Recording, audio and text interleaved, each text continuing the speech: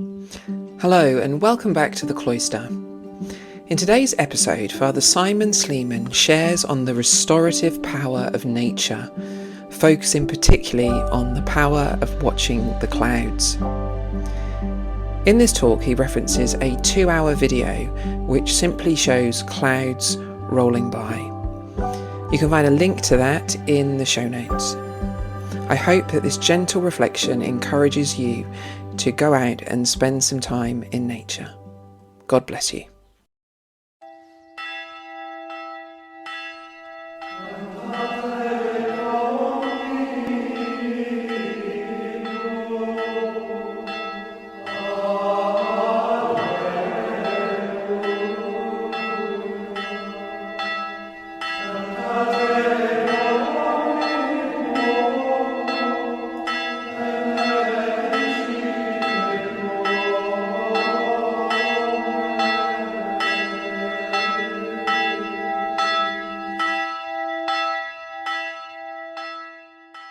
Today I want to talk a little bit about nature, and perhaps we'll make a series of programs or clips about nature. We all know how therapeutic it is to go and sit in nature, or to walk the beach, or to go to the woods, or to a park, or indeed to just be in your garden. It's healing. It's not surprising, because it's only relatively recently that we stepped out of nature, in a sense, and into houses and cars. 10,000 years ago, agriculture took hold and people settled, and that was really the beginning of our moving away from the natural world, or controlling it. Before that, we'd have been gathering food and living in groups and moving around. So it's not difficult to understand why we are attracted to nature. Why? Because we're still hardwired to it. It's still in our genes. It would be surprising if it wasn't.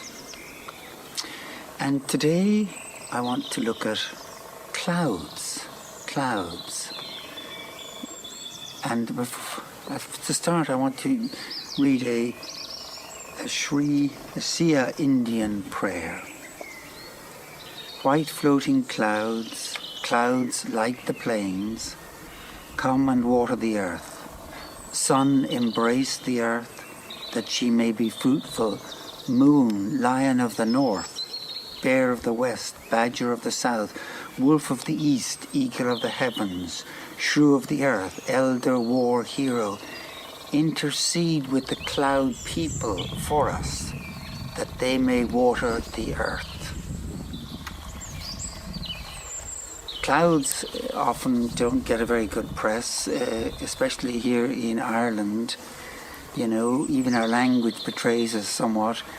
Black clouds are gathering, it's ominous. If you're under a cloud, you're under suspicion for something.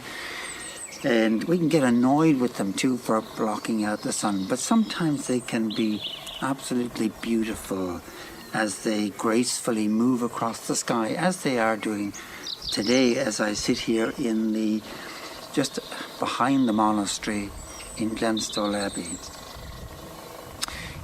We can miss these clouds, as I said in a previous clip. We can become over familiar with them, not notice them.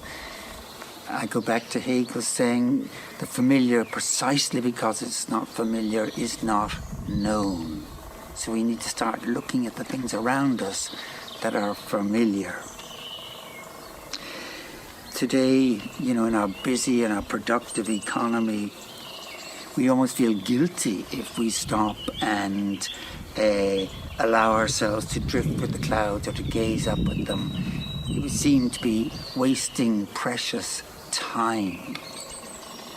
But it's good to wonder at their beauty and their slowness as they drift across.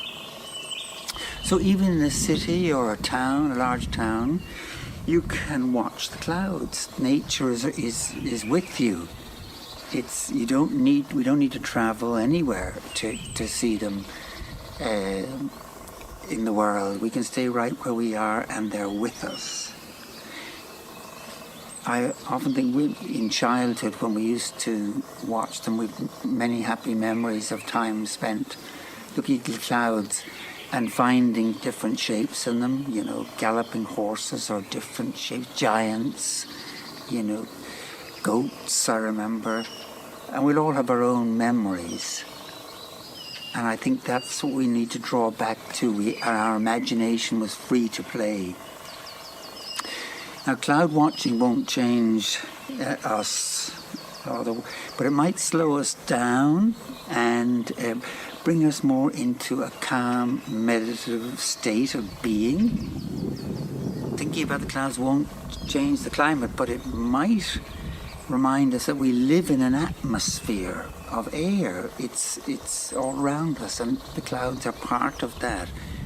I often think we realise it when we put our hand out the window of a car and you feel the air, the rushing air pushing our hand back, because it's there, even though we don't notice it when we're walking around normally, or the plane takes up by leaning into the air and off it goes and it keeps it up there. So it's not that we live beneath the sky, we live in it, within it. It's all part of us. So I'm suggesting that why don't we take some time to just gaze at the clouds as they drift across the sky and allow them to waft us into a different space. It's a lovely excuse to do nothing and to become open again and let our imagination loose that we may have lost touch with, and recognize that it's okay sometimes that we live with our head in the clouds. Now, there is a Cloud Appreciation Society. If you Google it, you'll find it, and there's lots and lots of members of it, and people writing poems and all sorts of appreciative messages about clouds.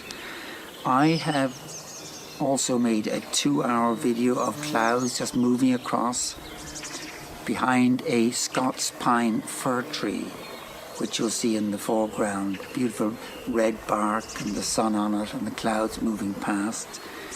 And you'll hear birds and you'll hear the wind in a eucalyptus tree close to where I was sitting, and you'll see the leaves of that eucalyptus tree in the foreground too. So, even if we can't hug a tree, then, or at least if we can't hug human beings in this time, we can hug a tree. So, I'm going to end with a piece from The Cloud of Unknowing, because clouds have even got into the realm of spirituality. And this is a quotation from chapter 3. For the first time, you lift your heart to God with stirrings of love. You will find only a darkness, and as it were a cloud of unknowing.